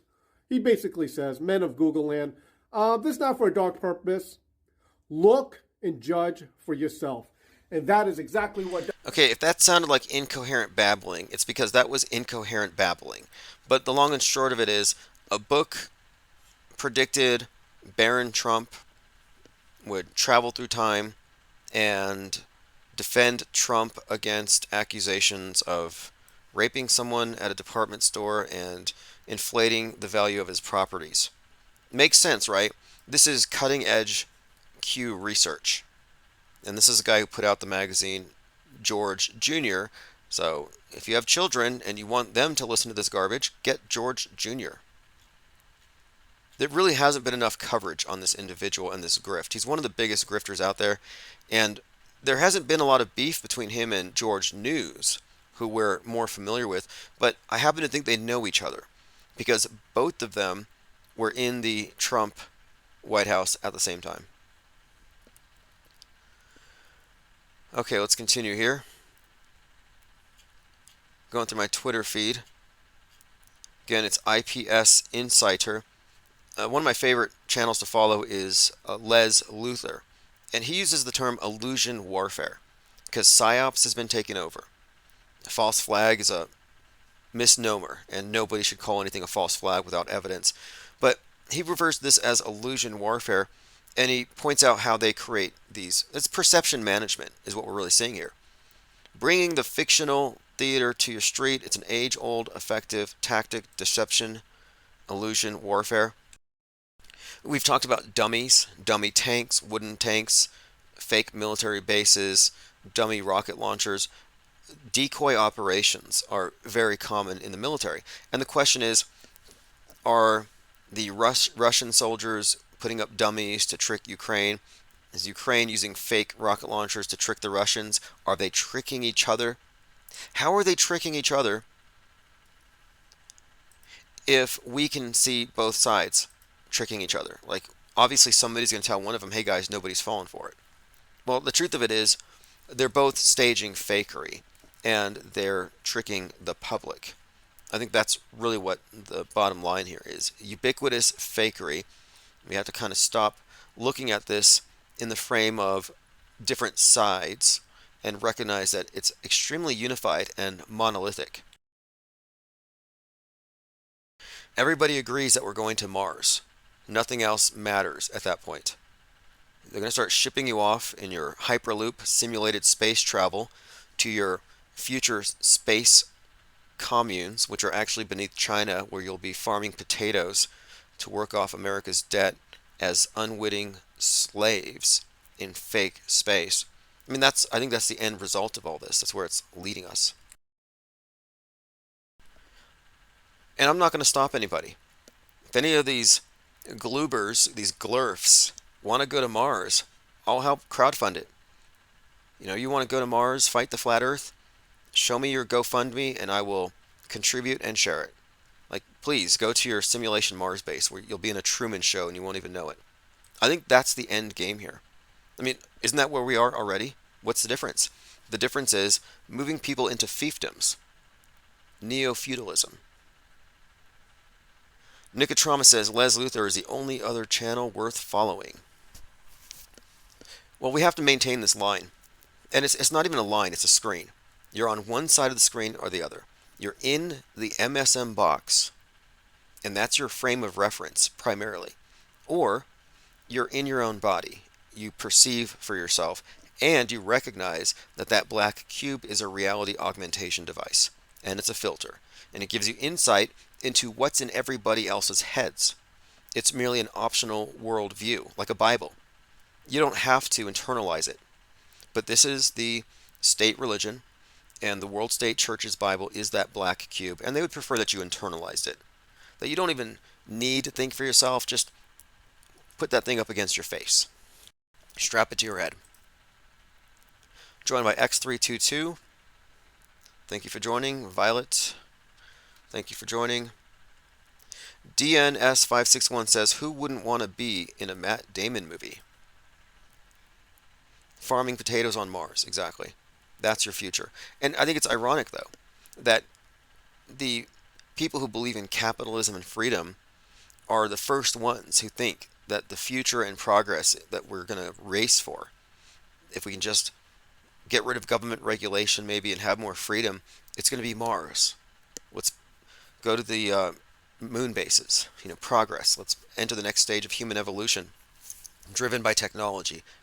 Like it's this religious mission, if you think about it, going to heaven and all this stuff. But if they actually attain it, what happens when you go to Mars? Well, you're leaving behind everything that's destroying the Earth. Carbon footprint, republicanism, capitalism, MAGA hats, AR-15s. None of that's going with you to Mars. Your toxic masculinity, yeah, keep that on Earth. So if you really think about it, this is, in my view, the long march through the institutions, the subversion that was going to have to take place over multiple generations because they couldn't get the workers of the world to unite because communism sucks and they like their increased standard of living from buying products. So how do we get them to not like their products? Environmentalism. Guilt trip them. But how do you get those who don't fall for that to relinquish their material possessions and their freedom and their property? Well, you sell them on the ideal of space travel as progress, as the ultimate testament to the success of freedom. So again, space travel, the space program is like a stalking horse for the worst kind of environmentalist utopianism. And everybody falls for it. Tomanoid 3 says, Future Man Season 2. Stu tells Tiger the truth. He's not taking everyone to Mars. He's uploading them to the digital realm where they will live forever. Now that's ominous. I actually had this thought this morning. I was thinking about Musk and his idea of sending 1 million people to Mars. And I thought, what he could easily do is he could create simulations of everybody. And instead of blasting you to Mars, just blow you up and your ashes go into the sea. Meanwhile, your digital version goes to Mars and people can still interact with you through the internet. He could literally just dump you somewhere and replace you. And the person that people interact with is seemingly you. How would you know the difference?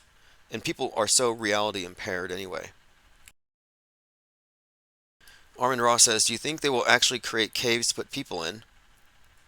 So they think they're on Mars, or will they do an ISS 2.0 with only actors and have people here wanting the trip? Good question. I think the answer is they have already created the caves. I think there's even a $500 million Mars preparation base in the UAE. And I know China has, there's a few. Okay, so here we have the Emirates Mars mission. They have some kind of a base. I got to find it. Construction of Dubai's Mars Science City, announced in 2017. And I know there's a Mars base in China. And it has to do with it's kind of like an elitist thing, which is kind of funny. If you're rich enough, you can go pretend to be on Mars. China Mars base on Earth bringing unbelievable results. China builds Mars simulation in desert to train. There are already Mars bases. There are already deep underground Mars bases, if you ask me. And if you look at Hyperloop, which is a term coined by Musk, Hyperloop technology could be used to simulate space travel quite readily. So could they ship off 1 million people to some underground base and have them think they're on Mars? Yeah. But only if it was run by operatives who knew better. Just like that TV show I referenced the other day, Space Cadets. 12 contestants, low Earth orbit. Half of them are actors. Half of them are dupes. As long as the actors can keep the dupes separate, they won't formulate some kind of conspiracy theory about how it's all fake. So if you have a deep underground Mars base and you start shipping in a lot of brainwashees, as long as they're isolated, quarantining would be a huge part of it. Oh, you arrive, you're going to be in quarantine for 3 months. Like, you're going to be mentally quarantined. You're going to be monitored. Like, I think it would be very possible to convert people to Martian. It sounds kind of dystopic, but yeah, I don't think it's outside the reach. Mango Penguin says it's easier to fake it down here than make it up in space. I don't think the intention was ever to take us to space anyway, but to sell you on idealism. There's a book called Red Star from 1906, comes from Russia, and it's about building a perfect communist society on Mars and then demonstrating how good it is and exporting it back down here to Earth. So it has always just been a way to build a perfect model in our minds. So the objective here is to make Earth Mars, not taking you to Mars. If they can get you to accept the premise that this is the ideal way to live, then you have to ask, why aren't we living that way on Earth? Why are we just going to kill Gaia?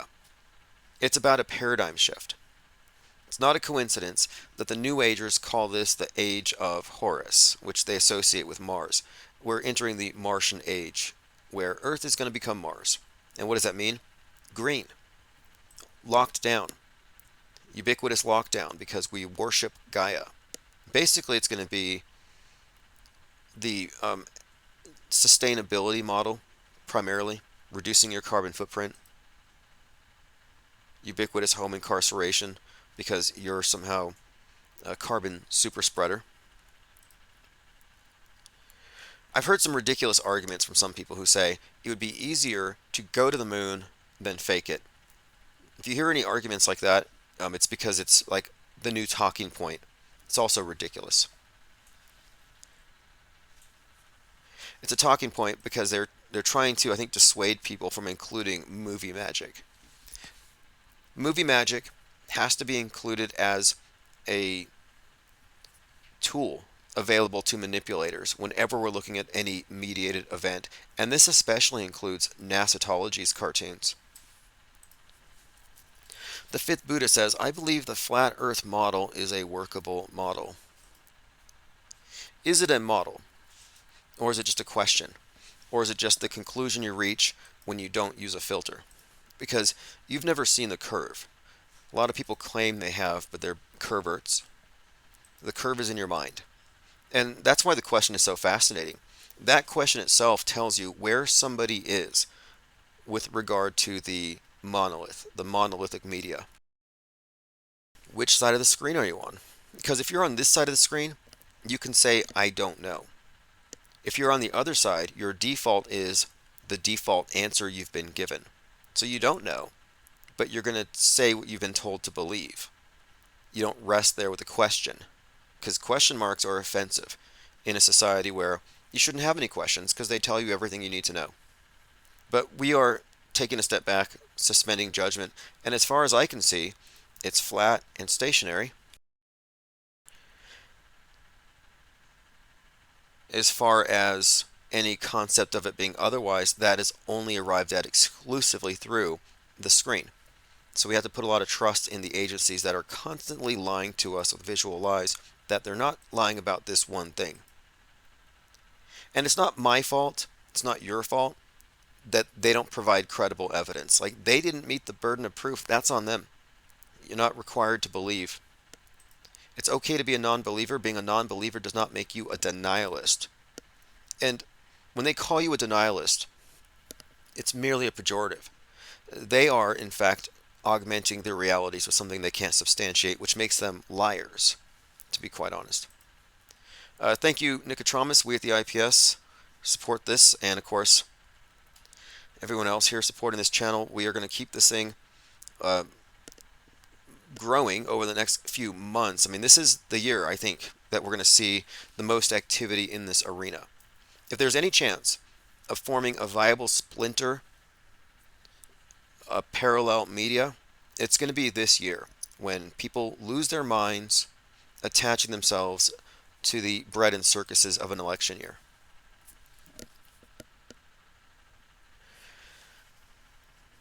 Now, if the Earth was a spinning ball, or if it is a spinning ball, I'll be the first to admit it. But for me, it's really a matter of having a standard of evidence, and it's not simply one picture that can do it. They also now have to explain away everything that would contradict their claims to be uh, viable witnesses, people who aren't involved in deception. And my background in video editing is all it really took for me to start asking questions, but there are just too many questions. And the one that really has me today is and this is something anybody can look at, and I'm going to mention this very soon, probably at a city council, because I watched the space movie ISS, and I was looking at how they created the illusion of spacewalks, and I compared it to the NASA spacewalks, and it's very obvious. And once this is said, anybody who hears it will be forced to reckon with this. You can't deny it. The spacewalks are shot underwater, and you can prove it by looking at the lighting. I used to point out the bubbles, but they said, oh, that's space debris. And funnily enough, in the new movie, they put space bubbles floating around at the very beginning. I think they did it to kind of cover this up. But the lighting is diffused. And the light diffusion, the light loss, it is 100% consistent with light loss you get in underwater nighttime video footage. So if you go underwater at night to film manta rays at the bottom of a lake or something, you're only going to see so far because the water is going to diffuse the light. And that diffusion that limits how far you can see is evident on spacewalks, but only on their videos when they're moving around. There's still photography. You can see forever. You can see the Earth down below. But these things are problems for them because they can't go back and edit this stuff. They've been using these techniques for years, and it needs to be called out. If there is an Achilles heel in the space program, it's not Apollo 11. It's not looking for curve and debating people who believe we're on a globe. It's actually looking at the movie magic and saying we can't have an intellectually honest conversation about the nature of the world without considering the filter through which we're getting all of our information. And if you think they're not using special effects, you are ignorant. And that's one of the big blind spots today, is this visual illiteracy, where people don't know they're looking at special effects. I came across this article a couple of years ago, just before he died. Douglas Trumbull, special effects guru for 2001 Space Odyssey, said that scale models and organic props look more realistic 50 years later than CGI stuff after a couple of years. That the CGI doesn't age well. And I concluded the same thing when I was in school as a film studies major, and I said, why are they sacrificing quality to save money with these cheapo effects? And now that I think about it, I think the dumbing down of the special effects was intentional. It was part of visually dumbing us down to blur real and fake. I think it's all been by design. Ted Stryker says you need to get Jake on again. His last vid was awesome. Yes, he's done some great work on sports fakery. A lot of people have a tough time accepting that sports can be rigged. Reality's rigged. It's just like, if they can rig our entire history, if they can write our history in advance, what can't they do? And it might just be a big flex for them. It might be a big joke to them. I'm not saying every play, but outcomes. I mean, and who knows? Who knows how much of it is steerable? No one was looking into it critically until recently. Jake Gibson's work is really cutting edge on this, watching the sports and noting that there's definitely evidence. We talk about the scripting all the time. The bizarro rituals with these various celebrities like Damar Hamlin. But beyond that, the games themselves. How riggable, how controllable is it?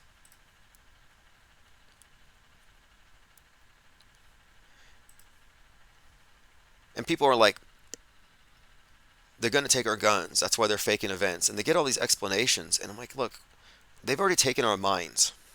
They're not going to take your guns. You've already been disarmed in a way that's far beyond what you would be if you didn't have your fetish weapon. Like I'm not trying to be pessimistic about it.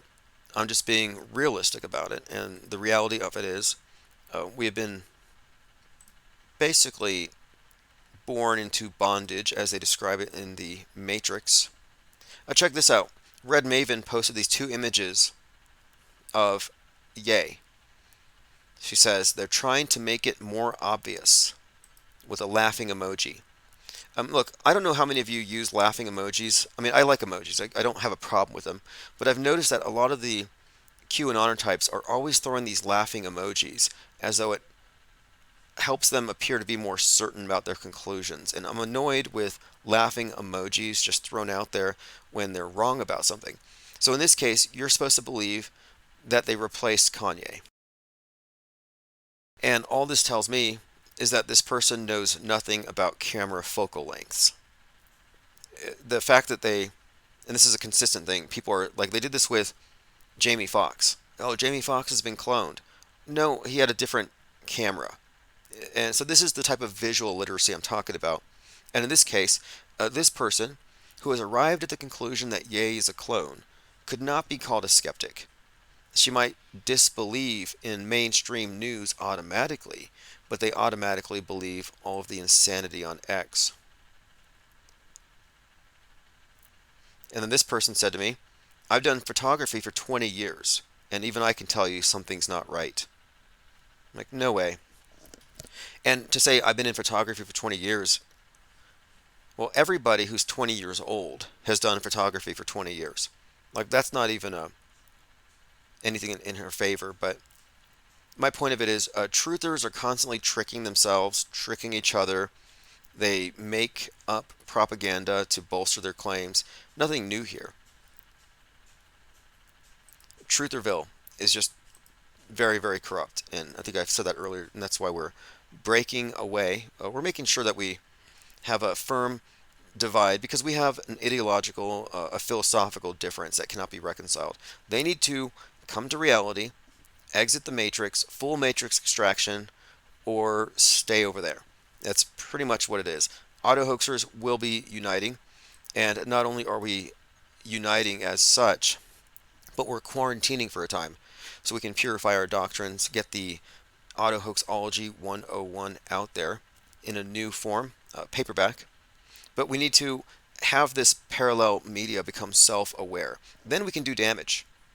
And when I mean damage, I mean you got to think in terms of billions of dollars of damage to mass media narrative infrastructure, just in the costs of damage control, refutation. Who knows what they're going to do? I don't know. I mean, this hasn't been done. We've been looking at fake trutherism, gate-kept controlled opposition, establishment-friendly counter-narratives for decades. What we're doing is really quite new. Jake the A-hole says, celebs do get replaced quite a bit now, Tim. The original Beyonce has been replaced. Same with Gwen Stefani. Okay, look, I thought about this. Like, you could take someone like, let's say, Eminem, and you could find 5 dancers, 5 performers who can move like him, who can wear a mask. Like, yeah, he could be replaced. He's definitely replaceable. You know, Elvis impersonators were a thing and still are a thing. And yeah, I definitely think that's possible, especially if they're lip syncing. They don't make a lot of appearances.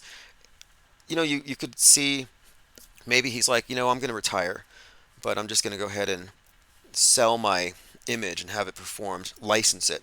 There's an episode of Black Mirror where Miley Cyrus is the main character, and she's a pop star managed by her aunt. Well, she gets tired of it. She doesn't want to play along, so her aunt just replaces her with an avatar, basically. Jake the A-hole says Eminem has been replaced. Well, there's a lot of money in it, too. I mean, I don't know if it's sinister.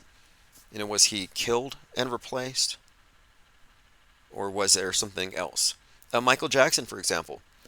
Is it the same person who supposedly died at, what, 50? At some point, could he have been replaced? Absolutely replaceable. You know, fascinatingly, you had that the weekend. It comes out on the Super Bowl where all these body doubles are wearing bandages like they just got some kind of facial reconstructive surgery. And this is, again, the weekend, who has that weird series of videos with these plastic surgery and head wounds and stuff. But even then, I thought maybe that's kind of a hint as to the replaceability of these various pop stars, interchangeability, and it's certainly within the realm of fakeability. Jake the A-hole says nobody claims Kid Rock has been replaced, so it's not like this conspiracy exists with every celebrity, but many people think Eminem. Yeah, a lot of people think Dave Chappelle, and I think because they remember him being funny, which I think it's a conspiracy theory that he ever was funny. It's more likely he was funny to the person that you were back then, because you were probably going along with a lot of default ideas of what was funny at the time. He's a government jester for the most part. Has he been replaced? It looks like it. I mean, I couldn't say for sure, but a lot of people believe it. Now, as far as Kid Rock, there is this theory that Kid Rock is the Home Alone kid. Yeah, Macaulay Culkin. Macaulay Culkin and Kid Rock. I don't see it, but yes, Jake the A-hole says, did you see the video I posted with the child crisis actor in KC who claims to have been shot? Yeah, I watched that video. I have it bookmarked here somewhere. And this kid is like talking about how he was shot. He's smiling, he's laughing, like the bullet went a millimeter from his heart. And they show his wound, and it's a grazing on the edge of his arm. Kind of reminds me of that shooting at the bowling alley in Perry, Iowa, where the person who was shot was some child, and she's smiling at the camera, and she's like, yeah, I'm glad I'm not dead, I got grazed, and she's holding a bowling ball that looks like a globe, just like the globe bowling ball that Michael Moore is carrying on Bowling for Columbine. But we had examined these things, like both these events have these child actors that come out, and that's just a bad idea in the first place. Like, the person hasn't been convicted yet. You don't know if there's multiple shooters.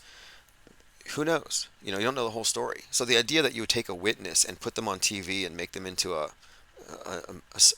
celebrity, a viral video is crazy.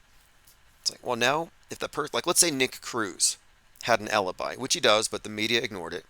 If Nick Cruz got out, he would know every single person who saw him, who could potentially, get him in trouble. So it's just strange to me. And finally, minors shouldn't be talking to the news about massacres they've witnessed. It means their parents signed a waiver. Jake the A-hole says, Dave has been replaced. Need to compare some old Dave and new Dave. Watch the 4-hour comedy special where he talks about Lincoln being killed in Ford Theater. That's what I would have to see. I would have to watch his body language and see if I take anything off of it. Because I think he's kind of leaden these days, like really rehearsed every move, and it does seem somewhat contrived. You also have to account for plastic surgery and all this stuff as well. Kevin Morning says Donnie Darko and Back to the Future numbers adding up to the eclipse date.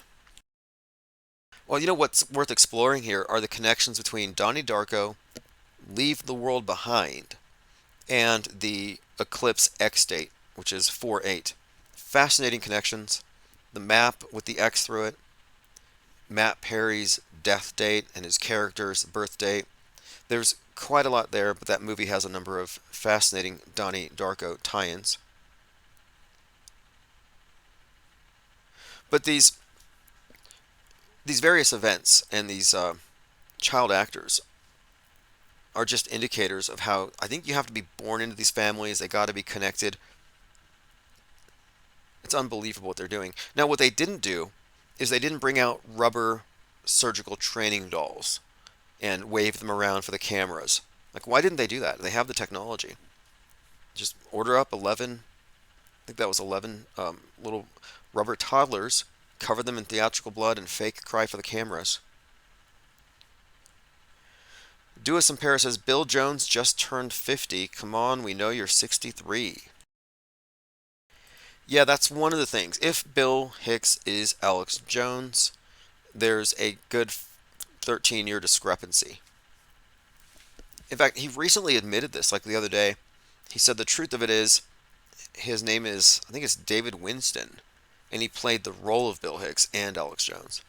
He's always bringing this up. Like, nobody would talk about it if he didn't bring it up.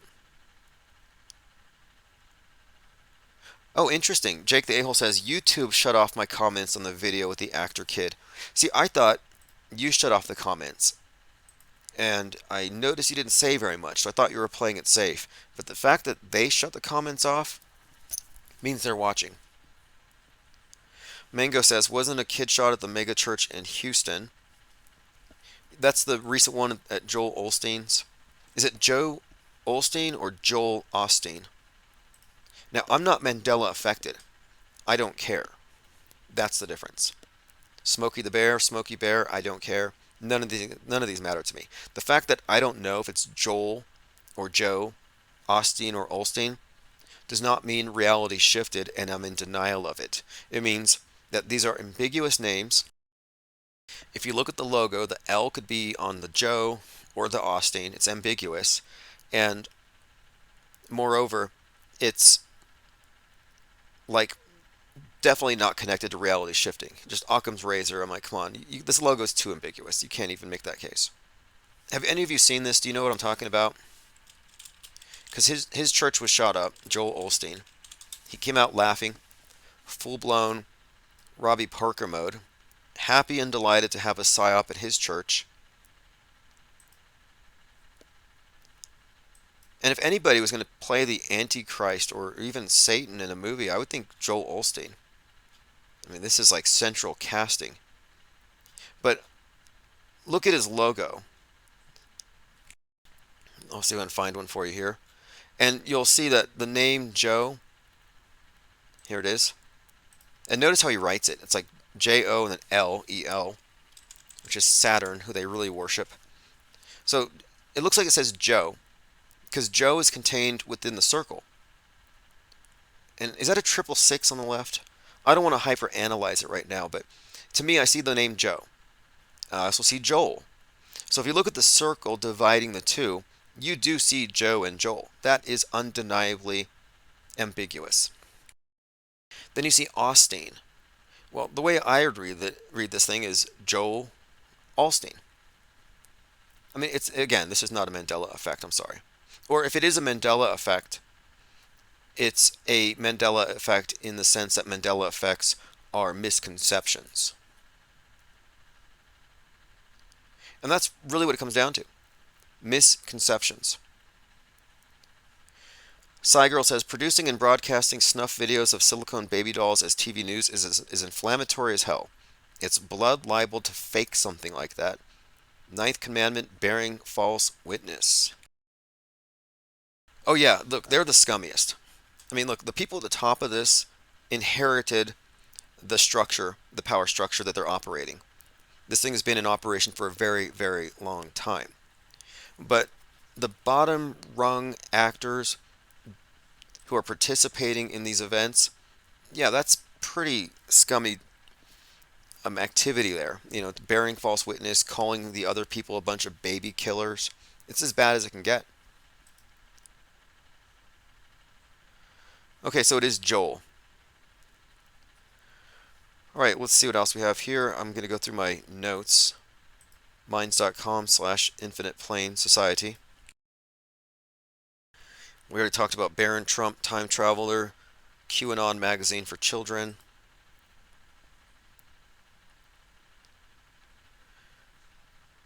We have an audio here, Alex Jones and David Icke. I'm going to skip that for now. David Icke has been on this kick lately where he's calling out the fake alt media, but to me it's just kettle pot. It doesn't really go anywhere. Raw Alerts also posted, the news is not real.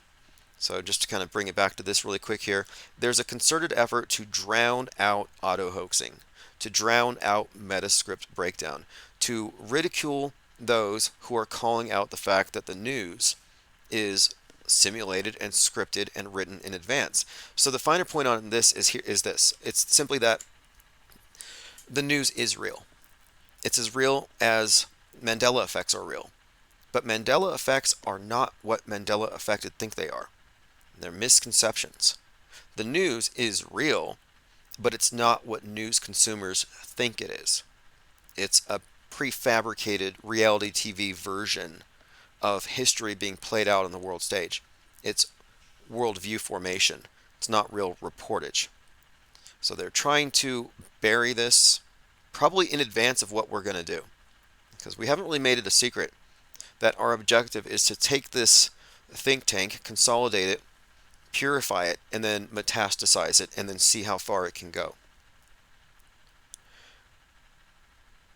Cygirl says, Eddie Bravo nailed David Icke on the Apollo 11 moonwalks. Okay, I'm going to have to go back and watch that. He says he hasn't looked into it. You know, that's the same thing that James Fetzer said because he has a whole book on debunking Apollo 11. I'm like, have you looked into the space station? He's like, no. Like, that's weird. But he believes in it. You see, that's a problem. He debunks this one shooting, but he believes the next one. That's a problem. That means that they haven't undergone the paradigm shift. They're still auto-believers, but they selectively adopt skepticism. But only with some obvious events. And that's where truthers are. They're auto-believers who are selectively skeptical about certain approved events that you're allowed to be skeptical about. What we proffer here is skepticism as a stable philosophical posture. Every single news story, whether it's inconsequential or some big, explosive, spectacular event, every single one is approached with skepticism. It's not selective skepticism, which doesn't get you anywhere. Yeah, look into it, Eddie Bravo. Eddie Bravo has been pretty good about bringing up uncomfortable topics around people who don't want to hear them. That's for sure. Jake says, Eddie Bravo is an actor tied back to Rogan. Bravo did a stream with ODD and David Weiss a couple years ago. Is ODD still in jail for was it meth? I mean, look, all of the major popular flat earth channels, for some reason, a lot of them aren't around anymore. Jail, drugs, death, fake deaths, all over the place. All right, this has been great. This is Chief Crow and the Flat Earthworms Auto Hoax. We'll be back live very soon. Just wanted to start earlier today and kind of catch up on things, but we're going to get back onto our regular schedule. And I'm also working on a number of shorter videos on a lot of topics. Jake says, I know ODD is locked up, but I don't know for sure. You know what we should do? Is we should do a Where Are They Now? Like, there needs to be a documentary. Where are all of the various flat earthers from 2015 to 2018? Where do they all go? And just do kind of a retrospective. It'd be interesting to see what have they arrived at. Have any of them gone back? They say once you've gone flat, you never go back. I've heard that a few times. It may not be true. You know, do we have any who've gone back to the comforting delusion of the spinning ball in space? Honestly, I wish I could believe that. I mean, I wouldn't mind it. Like, it's easy. It's like, it'd be nice to know that everything's been discovered, they've figured it all out, we can trust them on the big picture and just focus on our lives. But no. Oh yeah, Math is now Power Clay, and he's actually selling the flat earth, which is genius. You know, so many people are trying to market this, they're trying to own it, Bible flat earthers creating churches around it. And then here you have Math comes out and he's like, I'm just going to sell the flat earth, and he bags it and sells it as some kind of I guess it's a skin treatment and a hair dye and a toothpaste. It's like the all-purpose mud. I've checked it out, looks interesting, haven't tried it myself. All right, this has been great. We'll be back, and sign up to the newsletter. I'll put a link below.